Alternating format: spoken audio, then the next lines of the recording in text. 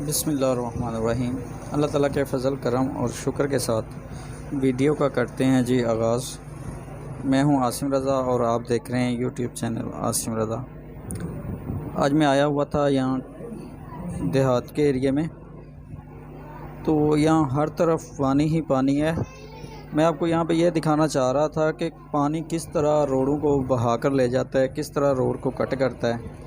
यहाँ पे एक रोड थोड़ी सी कट हो रही है, वो मैं आपको दिखाना चाह रहा था।